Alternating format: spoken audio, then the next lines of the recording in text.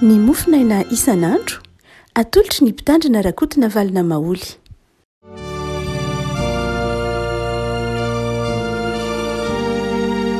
Fary mirabantsika rehefa komalala tratra izao sabotsy fa 7 ny volana febroary izao. Ny mofinaina voalahatra ho antsika anio dia ny asan'ny apôstôly toko 17. Asan'ny apôstôly toko 17 ny andiny faharoa amby telopolo ka hatramin'ny fahasivy amby telopolo. Aminaran'i Jesosy. Ary izahay mitory ny filazantsara aminareo dia ilay teny fikasana no lazaina tamin'ny razana dia ny nahatanteran'Andriamanitra izany tamin'ny zanantsika raha nanangana an'i Jesosy izy araka ny voasoratra eo amin'ny salamy 2 hoe zanako ianao izaho niteraka anao androany. Ary ny amin'ny nananganany azy tamin'ny maty ka tsy hiverina ho amin'ny loha intsony izy dia izao ny voalazany: omeko anareo ny famindram-mahatoky nomena an'i Davida, fa hoy izy eo amin'ny salama hafa koa tsy hamela ny iray masina ho tratry ny loha ianao. Dia nahatanteraka ny sitrapon'Andriamanitra asoany olona ny arabelona taminy dia nodimandrika nangonina ho any amin'ny razana izy ary tratry ny loha. Fa izay natsangan'Andriamanitra no tsy mba tratry ny loha. Ary aoka fantatrareo rahalahy fa izany lehilahy zany no hitoriana famelan-keloka aminareo ary ao aminy no hanamarinana izay rehetra mino ho afaka amin'ny eloka rehetra izay tsy azo nanamarinanareo tamin'ny lalàn'i Mosesy. Ray masino manamasinana amin'ny fahamarinana ny teninao no fahamarinana. Amen. Nandina 7 sy ny 7 afaka malala dia mampahirentsika mamitina mihitsy ara-moe ny atao hoe asan'ny fiangonana sy ny vokatry ny asan'ny fiangonana. Matetika be dia be ny fampianarana izay rehintsika mikasika ny antsoina hoe fiangonana. Inona atao fiangonana, inona ny antom-pisian'ny fiangonana, inona ny zavatra ampianarin'ny fiangonana, inona ny akon'ny asan'ny fiangonana. Maro isan-karazana ireo karazam-pampianarana izay iainana, ampitaina, voizina, resahana momba ny fampianarana momba ny fiangonana. Fa misy andininy roa reto izay amitiana antsika pino hoe inona moa zany ny tena asan'ny fiangonana tokoa e? Ary inona ny zavatra andrasana amin'ny fiangonana? Ary inona ny tokony ho ateraky ny asan'ny fiangonana eo amin'ny fiarahamonina, eo amin'ny mpiarabelona? Revako Jesosy dia fiteny mandrakariva hoe nanorina ny fiangonana. Fa tsy nanorina ny fiangonana la eritreretintsika loatra Jesosy. Rehefa miteny mantsika hoe fiangonana dia misy zavatra ao anatin'ny saintsika ao. Voalohany ny trano fiangonana, voalohany ny fotom-pinoana sy ny fotom-pampianarana, faharoa ny fotom-pampianarana sy ny hoe ny teolojia maizy azy ny fiangonana, fahatelo ny lalàna izay mety fifampitondrana sy fitsipika maizy azy ny fiangonana. Eo zany lay vatan-trano, eo lay doctrine, lay fampianarana, eo lay fitondram-piangonana, lay lalàna sy fitsipika, lay fitantanan-draharaha. Zany rehetra zany rehefa malala dia tsy Jesosy nanorina azy. Tsy Jesosy nanorina, Jesosy tsy namaritra teolojia ohatran'ny amaritantsika azy hoe zao no antsoina hoe famelan-keloka, zao no antsoina hoe sakramenta. Tsy namaritra an'izany Jesosy. Jesosy koa tsy nanome fitsipika manokana hoe zao ny akanjon'ny mopera, zao ny akanjon'ny pastera, zao ny akanjon'ny dekona, zao ny didy akanjon'ny mpiandry. Tsy nanao an'izany koa Jesosy. Fahatelo dia tsy nanangana trano fiangonana Jesosy, tsy nanome mari-drefy izy, tsy nanome mari-trano izy, tsy izay Jesosy. Tsy hoe tsy nilain'i Jesosy zany, tsy hoe tsy zava-dehibe zany, fa navelan'i Jesosy isika no manao an'izany. Tsy hoe koa hoe satria tsy naoron'i Jesosy dia tsy ilaina, tsy izay loatra. Tsy hoe satria Jesosy tsy nametraka fitsipika dia tsy ilaina zany. Na Jesosy tsy nampanao antsika hoe Jesosy tsy nanao mari-tranona trano fiangonana na nanorina ny fotom-pampianarana dia tsy hoe tsy ilaina zany. Tsy ilaina zany. Fa navelan'i Jesosy isika no manao an'izany. Nahoana no isika navelan'i Jesosy manao an'izany? Satria ny antony zany rehetra zany dia mifamatotra amin'ny kolotsaina sy ny maha izy azy ny fiangonana. arakaraka ny fahasamihafanana anaovan'andriamanitra atsika no anaovantsika zany rehetra zany. Tsy hitovy mihitsy ny fitsipiky ny fiangonana any Zimbabwe sy ny fitsipiky ny fiangonana any Kenya, na ny fitsipiky ny fiangonana any Senegal hitovy amin'ny fitsipiky ny fiangonana any Frantsa, tsy hitovy mihitsy satria mifamatotra amin'ny kolotsainy zany, mifamatotra amin'ny fomba sy mahazatra efa amin'andriamanitra ihany, mifamatotra amin'ny teny zany, mifamatotra amin'ny mahizy azy zany, na ny rafitra tsy ny rafitrano mihitsy any Japon no ifanaraka amin'ny rafitrano any Togo ohatra. Hafa ny toetsain'ny olona ny Togo, hafa ny civilisationnany de hafa ny civilisationnantsika. Nefa ny rafitrano ny toetsaina dia mahizy azy atsika, de zany dia navelan'ny tompo ho isika ny manao zany mba hifanaraka amin'ilay zavatra mahizy azy no men'andriamanitra atsika. Fanajan'andriamanitra ny tenany zany, fanajan'andriamanitra zany nanomeny malagasy toetsaina, civilisation, fahendrena, de avela ho ny malagasy ihany anorina no andrafitra amin'ny fotomponony hifanaraka amin'izay zavatra ho resahantsika eto, na hifanaraka amin'ny fomba ny nantahaka zany. Navelan'i Jesosy ho isika ny mamaritra an'izany amin'ny alalan'ny fahendrena, fa tsy nametraka atsika ho lasitra hitoviana rehetra zany izy, tsy zay loatra. Tsy nametraka lasitra hitoviana ho an'izao tontolo zao Jesosy. Jesosy nanorina ny fiangonana, fa fiangonana tsy ilay endrika hitantsika azy ankehitriny zany, tsy ilay zavatra eritreretintsika fiangonana naoriny Jesosy, fa namela antsika kosa izy anohy zany fanorenana ny fiangonana zany.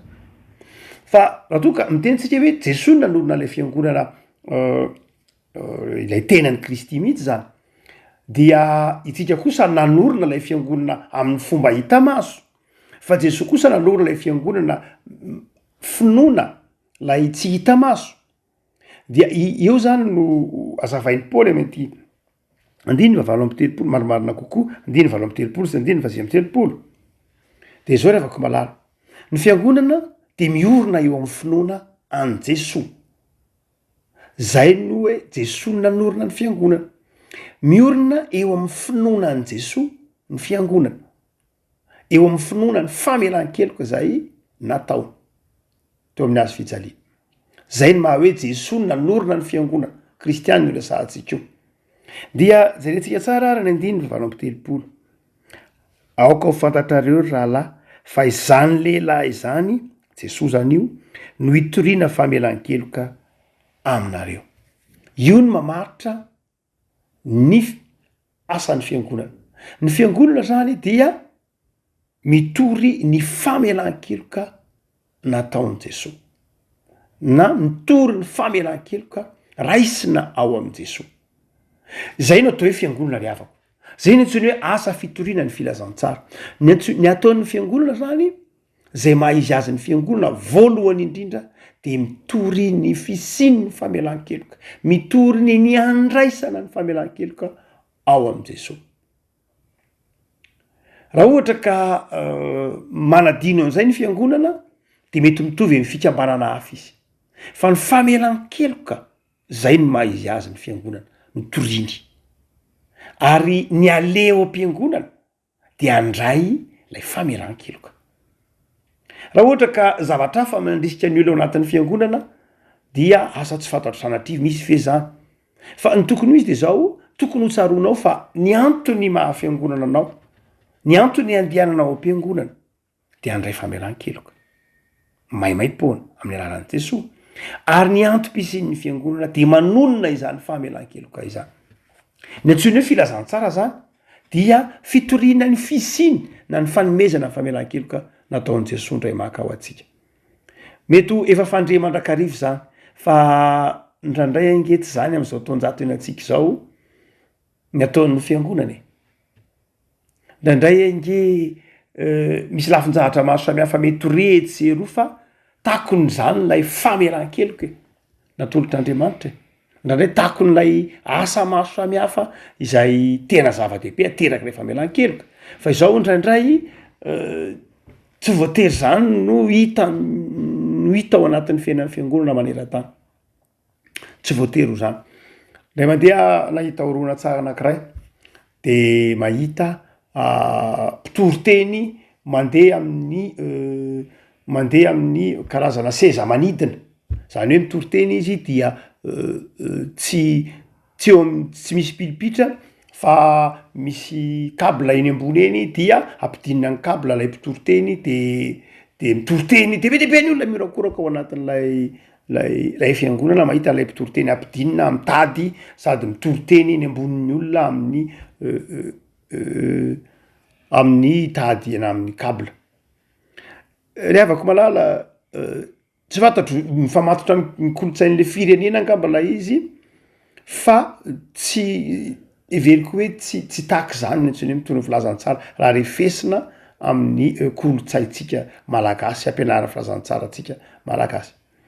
Ndraindray lasa variana amina zavatra retirety, lasa variana amina zavatra ataontsika hoe tsy tena izy ny fiangonana fa manadiny kosa ndraindray isika pino hoe zava-dehibe ange famelan-keloka ange nitorian'ny fiangonana. Ary raha famelan-keloka nitorian'ny fiangonana asain'i Jesosy torintsika de manahoana ny fomba fitorontsika azy. Ndraindray be dehibe ny karazana fampianarana hitatsika ery fa ndraindray tsy famelan-keloka ren'ny olona niretsika fa ndraindray manafanameloana indray azy, ndraindray fitsarana indray azy hany ka rehefa mivoaka avao anatin'ireny mandre reny toriteny isan-karazana fampianarana reny tsika dia ndraindray tsy natsiaro ny famelan-keloka namen'Andriamanitra tao analan'i Jesosy fa natsiaro fotsiny ny eloka natao, natsiaro fotsiny ho meloka, natsiaro fotsiny ho mpanota, natsiaro fotsiny ho diso fa tsy natsiaro kosa hoe zange vao vela eloka. Ny filazantsara avako malala tsy mampahafantatra atsika ny elokontsika fotsiny ihany fa ny filazantsara mampahafantatra atsika ny famelan-keloka. Ary io teneniny Paoly io manao hoe aoko fantatrareo fa izany lehilahy zany no hitoriana famelan-keloka aminareo. De avako malala engany ho takatrao fa ny fiangonanao misy anao io na katolika anao na protestanta de fiangonana mitory zany famelan-keloka izany. Ary zava-dehibe ny itoeranao am'izany famelan-keloka natolotr'Andriamanitra izany.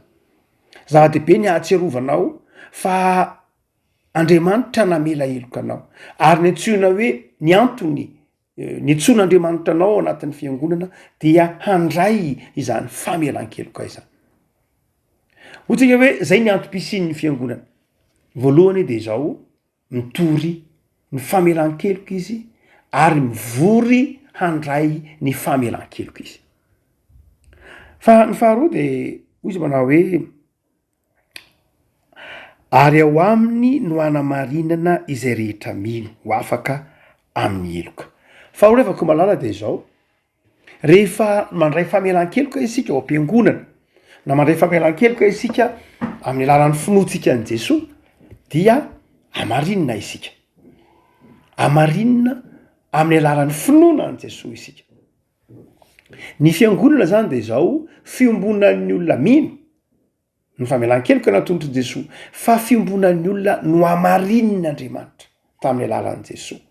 Rehefa mitory filazantsara isika de mitory ny famelan-keloka ary mitory fa reo olona nandray ny famelan-keloka reo de olona no amarinin'Andriamanitra. Zany hoe tonga marina eo anatrehan'Andriamanitra. No amarinina zany hoe tsy zavatra nomena zany lay fanamarinana, zavatra natolotra lay fahamarinana fa tsy karama, tsy tamby fa nomen'Andriamanitra maimaimpona tao am' Jesosy.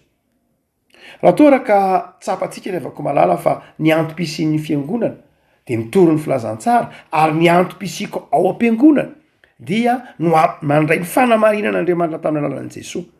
Dia raha ohatra ka azotsika sara-tsaina hoe iza fiangonana, ianao fiangonana, isika pino efa no amarin'ny tompo tamin'ny alalan'ny rano sy ny famelan-keloka natolotra ato amin'ny azy fijaliana isika de marina zany isika. Inona ary ny akony zany le avako malala eo amin'ny fiainan'ny fiarahamonina, eo amin'ny fiainantsika. Inona ny akony zany hoe tafiditra ao anatin'ny famelan-keloka sy ny fanamarinan'ny tompo isika. Voalohany indrindra de zao ny olona rehefa no amarin'Andriamanitra tamin'ny alalan'i Jesosy maimaimpona, rehefa no amarinin'Andriamanitra satria ninno lay famelan-keloka natolotra dia voalohany de zao ny akon'izay voalohany indrindra dia olona mpanome voninahitra an'Andriamanitra izy. Zay no mahatonga ny hoe akon'ny asan'ny fiangonana na toetra hitanany fiangonana izy rakofa ny voninahitr'andriamanitra ka mampiariary ny voninahitr'andriamanitra. Tsy mitoetra ao anatin'ny fahotana ny voninahitr'andriamanitra, tsy mitoetra eo amin'ilay toerany ota ny voninahitr'andriamanitra, fa mitoetra kosa eo amin'ny marina sy masina ny voninahitr'andriamanitra. Ka rehefa no hamarin'andriamanitra ny fiangonana, no hamarin'andriamanitra isika ka tonga fiangonan'andriamanitra, tonga mino an' Jesosy Kristy tompo ka marina eo anatrehan'andriamanitra, dia mitoetra amitsika ny voninahitr'andriamanitra, de mitoetra ao amin'ny fiangonana ny voninahitr'andriamanitra, mitoetra amin'ny isambatan'olona ny voninahitr'andriamanitra, de mamiratra amin'ny voninahitr'andriamanitra ny fiainantsika, ary lasa mpitory sy mpaleo ny voninahitr'andriamanitra isika. Hoy tsika hoe isika pino dia itoeran'ny voninahitr'andriamanitra, ka ny asa ataotsika zany de asa zay manome voninahitra an'andriamanitra. Ny asa zay ataotsika ao anatin'ny fiangonana de asa manome voninahitra an'andriamanitra, tsy asa mampitondra henatra an'andriamanitra, tsy asa mahatonga an'andriamanitra ho esonny ilay ratsy, hoe jereo angereto mpanomponao, hoe jereo angereto fiangonanao, hoe jereo angereto olona ny vidin'ny zanakao tamin'ny rany, jereo fa ny asa ny fiainany mampitondra henatra anao lay fiangonana. Jere reto izy miady, jere reto izy tsy marina, jere reto izy mifanditra, jere reto izy sy ny sisa rehetra, satria zay ny asan'ny devoly. Ny devoly de bepanga, ary tsy miapanga ny azy ihany satana, fa ampangainy ko na de ny fiangonana azy, satria olombelona tahaka nataony tamin'ny Joba ampangainy eo anatrehan'andriamanitra. Lasa izy mitakalaza ianao foana ny tian'ireo fiangonanandreo, ny tenanao hoe tena ny zanakao fa jereo reto ataony sanatriny zany.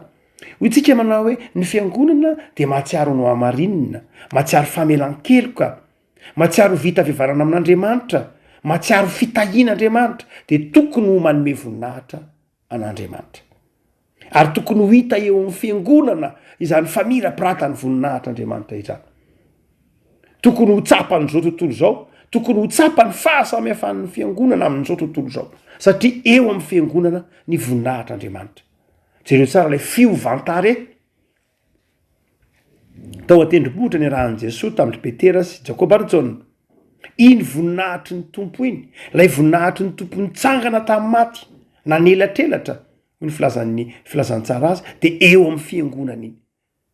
Eo amin'ny fiangonana iny ka mahatonga ny fiangonana izay mampiondrika ny fiarahamonina, ino an' Jesosy tompo sy mpamonjy. Lavako malala ho tsika manao hoe mitory ny filazantsara ny fiangonana, miezaka izy manao zany, fa izao ny voninahitr'andriamanitra de mandrakotra azy. Fa ny faharoa lavako malala ho tsika manao hoe rehefa nao hamarin'andriamanitra isika de ataon'andriamanitra eo amintsika ny voninahitra. Fa rehefa nao hamarin'andriamanitra isika zany hoe nandray le famelan-keloka isika ao anatin'ny fiangonana na ny fiainana isan'andro, de izao fitaovan'ny filazantsarako isika. Zany hoe zay mahatonga ny tompoky ny teny hoe mandehanany amin'izao tontolo zao ianareo, rehefa nandray ny famelan-keloka ianareo de mandehanany amin'izao tontolo zao dia sitranony marary diovony boka. Zany hoe rehefa na tsy ary famelan-keloka isika, niny ny famelan-keloka isika, marina sy rakofan'andriamanitra ny voninahitsika, de zao lasa kosa isika iraina ny anivon'ny fiarahamonina. Io le mahatonga ny tompo nanatitantitra ny hoe ianareo angeny fahazavana izao tontolo zao hoe maizina lay zao tontolo zao, de tsy mijanona ao anatin'io trano fiangonana ihany ianareo, na io trano fiangonana mihitsy no manazava lay izao tontolo zao. Rehavako malala zava-dehibe ara lay hoe rehefa no hamarinina isika de irain'ny tompo ho any anivony zao tontolo zao. Ny fanamarinan'andriamanitra atsika de mahatonga atsika iraina any amin'izao tontolo zao. Ary rehefa tonga any amin'izao tontolo zao itsika, inona ny fitaovana hoentsika miatrika le zao tontolo zao maizina, de zay no mahatonga ny hoe tafian'andriamanitra ny fahamasinany ray isika rehefa tonga any. Zany hoe raha ohatra ka mijanona ao anatin'ny fanamarinan'ny tompo isika vo vela eloka, de tsy ampy zay ry havako, fa irain'ny tompo isika de ho amasin'ny tompo ataony ao anatintsika ny fanahiny mba hahatonga atsika hiavaka am'izao tontolo zao any amin'ny fiarahamonina any. Io le nytereniny Jesosy manao hoe zange tsy mangataka azy mangataka an'ireo mpianatra ireo reo olona mino ahy ireo hialany am'izao tontolo zao e fa miangavy mba ho tonga vavolombelonao izy any amin'ny fiarahamonina de amasininao. Zany hoe afa miatrika ny etraketraka zao tontolo zao ny fakapanahan' zao tontolo zao nytoetra ratiny zao tontolo zao isika tsy noho ny fanamarinan'Andriamanitra atsika ihany fa noho ny fanamasinan'Andriamanitra atsika tamin'ny alalan'ny fanahy. Ny fanahin'ny tompo zany no mitoetra ato anatintsika ary io lay tenenin'ny Lutera hoe zava-dehibe ny dingam-pahamasinana. Tsy hoe mijanona ny fanamarinana ihany sikitsika tonga zanak'Andriamanitra de mariny ho an'ny tenanao zay voavonjy ianao rehefa no hamarinina de voavonjy ianao fa tsy hoe voavonjy ho an'ny tenanao eny ianao fa ilaina ny iritsahanao an-tsehatra. Izay no dingana faharoa ny finoana ny fanamasinana. Ny fanamasinana mila fiezahana kosa nefa ry havako malala. Ny fanamasinana atsika omen'Andriamanitra ny fanahiny tsika fa ny fanamasinana de mila fiainam-bavaka. Zay mahatonga an'io hoe rehefa niraisina mpandray ianao rehefa vita batisy ianao de izao no hamarin'ny tompo ianao fa aorinan'io ianao de zao mila miangona ianaoko satria zay ny lalan'ny fahamasinana. Mila miasa ianao mila manolo tena ianao anaty sampana anaty fikambanana ianao zay le lalan'ny fahamasinana. Martin Luther sy Calvin de nanao mihitsy manao hoe tsy zava-dehibe nge ny fifadikaniny tsy zava-dehibe nge ny ase tsy zava-dehibe nge ny adidy ataonao tsy zava-dehibe reny amin'ny fanamarinana atsika amin'ny finoana okazava tsy zava-dehibe reny amin'ny tsy reny mihitsy miantoka ny famonjenatsika fa ny fanamarinana atsika de maimaipoana. Fa rehefa no hamarinina kosa isika ka irahin'ny tompo hizotra hiaina le fahamasinana de am'izay fotoan'izay kosa misy asa tsy maintsy atao. Ny fanamasinana atsika de mifamatotra amin'ny asa matoa omen'Andriamanitra atsika ny fanahiny de hijoroantsika vavolombelona. Lay fijoroana vavolombelona mampianatra ny tompo atsika io no mahatonga atsika miaina mivavaka. Io no mahatonga atsika manao adidy, io mahatonga atsika manao asa soa, io mahatonga atsika mivady anina raha ilaina, io mahatonga atsika manao adidy amin'ny sehatra maro samihafa ao anatin'lay rehefa no hamarinina isika de zao manao zavatra am'izay tsika rehefa avy eo. Zany hoe ny asa ataon'ny mpino zany afaka malala ny asa ataon'ny fiangonana de asa ateraky ny fanamarina ny tompo azy. Tsy lay asa akory ny manamarina azy fa ny finoana ny nanamarina azy Jesosy ny manamarina azy fa lay asa ataontsika kosa de asa takian'Andriamanitra am'izay rehetra no hamarinina. Asa mpanaovin'Andriamanitra zay rehetra no hamarinina zany hoe asan'ny olona na ny fiangonana no hamasin'ny tompo. Ndraiky raha avako malala amin'ny toerana fotsiny zay hijoroan'ny fiangonany de izao misy zava-mahagaga. Aza mieritreritra manao hoe ngamo ny fiangonana tsy maintsy manao asa be dehibe manao asa be dehibe ny fiangonana zay tsy dikevitra fa amin'ny fotoana hijoroan'ny fiangonana fotsiny de izao efa mandositra ny aizana. Aza donoina fa ny vavaka ataon'ny fiangonana isan'alahady eo am-piangonana de efa zava-dehibe mampandositra ny aizina. Mampandositra ny aizina. Rehefa sendra ataoko hoe sendra rehefa mamonjy ireny toby reny anao indraindray dia hitanao fa vao mijoro fotsiny ny fiangonana dia mandositra ny aizina.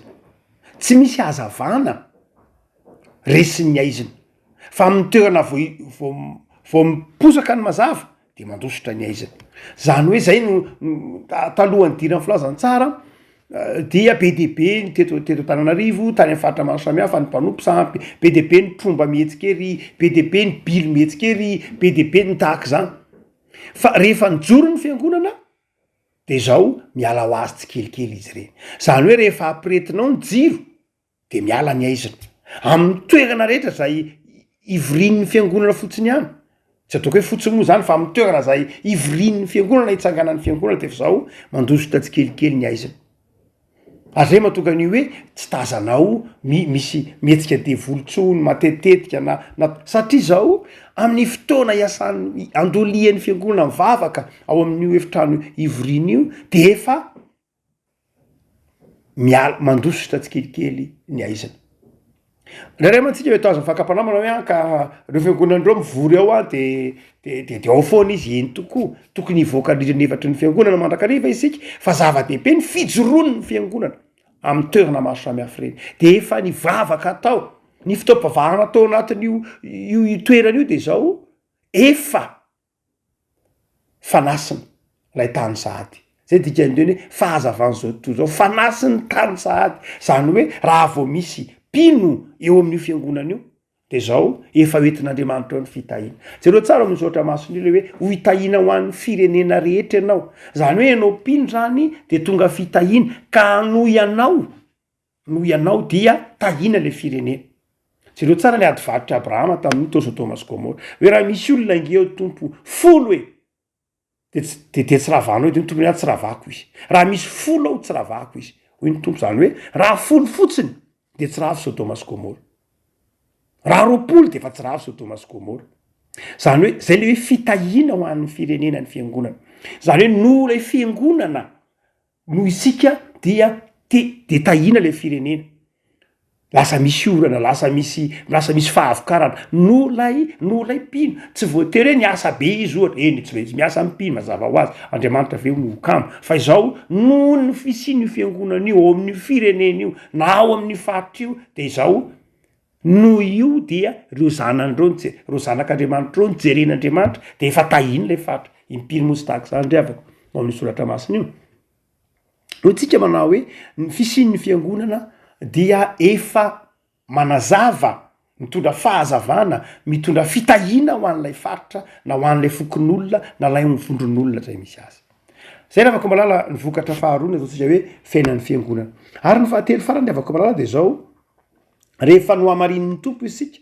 ka tonga eo amintsika ny voninahiny rehefa no amasin'ny tompo isika ka tonga eo amintsika ny fanahiny ka manjary fitahina isika manjary fahazavana sy mitondra soa an'ny tany zay honenana isika de ny fahatelo ravako malala de izao mitondra fiombonana eo amin'ny fiarahamonina ny fiangonana dia taratr'lay fiombonana zay mahatonga Paoly miteny amin'ny Efesianina manao hoe fa lay Jesoa zay torin'ny fiangonana zay andraisana famelan-keloka de Jesoa fihavanana fa izy no fihavanantsika izy no nandrava ny efitry ny fisarahana azandroana revako malala fa ny fiarahamonina na mitsotra fotsiny zao de tsy voatery ho ahiavana Satana rehefa miditra eo amin'ny fiarahamonina dia mpampisaraka mpandrava de zao revako malala